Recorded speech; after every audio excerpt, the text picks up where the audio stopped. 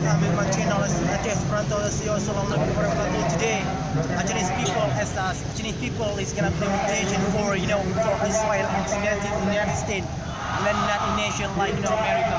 Today we're gonna declare about to boycott a lot of things like KFC and then McDonald's and then Nestle, anything about the product from Israel. We're gonna boycott anything about that, refrain about that. So we are Chinese people gonna invitation for Palestina for free. We are not like for the city for Muslim as like like Israel. We do not like for Israel because Chinese people are gonna be fight to Israel.